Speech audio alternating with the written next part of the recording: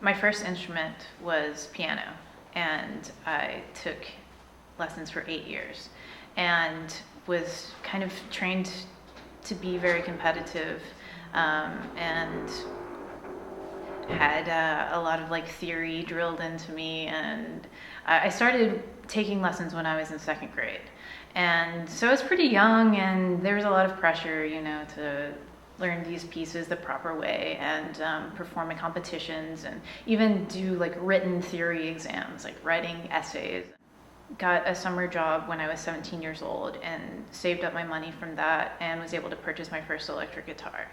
And when I started playing it, I was kind of at a point in my life where I was really tired of taking lessons and kind of being trained to play an instrument the kind of the classical or traditional way. And I just wanted the electric guitar to be something that I kind of just had fun with and figured out my own relationship with. When I went to college in Austin, Texas, I started kind of meeting other musicians and playing with other people, and that's when I kind of started branching out and getting interested in more kind of improvised and ambient music, and started collecting guitar pedals and kind of exploring what eventually, you know, the path I eventually took with my solo project, Noveller.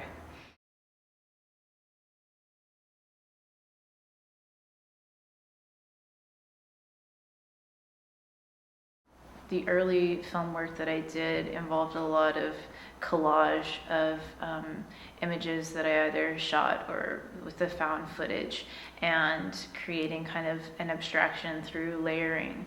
And I feel like the new stuff that I'm working on, or the films in Artifact, it's kind of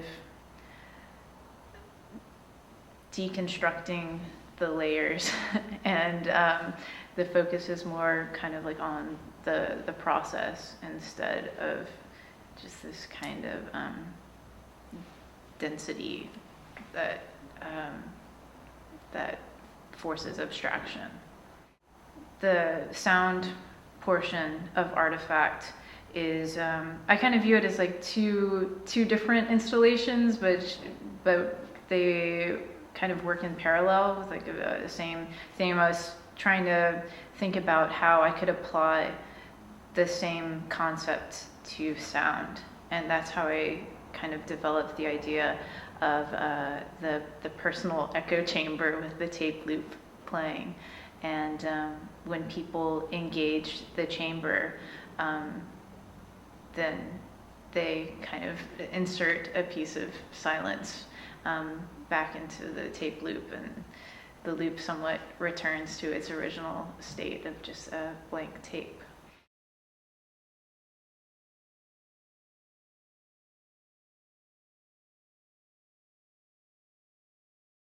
Well, I think, you know, with this analog technology, like 16 millimeter film and cassette tape, it allows you to kind of affect the medium by actual kind of like physical contact or physical interaction. And with the sound piece, wanting to, you know, have the piece be interactive with an audience, I just really liked the idea of, you know, a person kind of physically entering the sound habitat and have that trigger the magnetic head that is physically making contact with the tape loop that contains the sound, and have that be, you know, what alters the piece and what, you know, makes it kind of what it is, you know, what makes it interesting, and, you know, have every step of the way just be very kind of like human, physical interaction. With the film, I just really enjoy being able to, use my hands, get my hands dirty, or just physically, take a needle and thread and just, attack the celluloid with it and create holes in it, or take the ink and a wadded up paper towel and just bash away at the celluloid, or take the acetone to remove the paint and just have it pass through my fingers and have my fingers be stained with ink and sore from threading this needle through this very durable material. And it's just very satisfying with me in a way, just working with my hands. I really enjoy that about this kind of antiquated technology.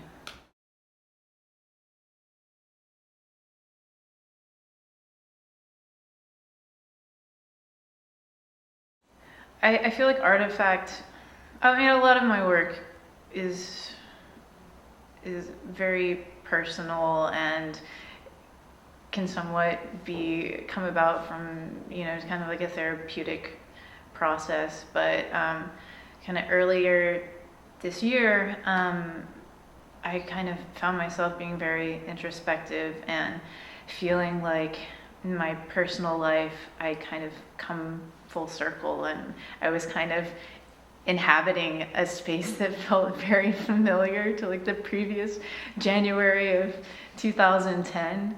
And I was feeling like this kind of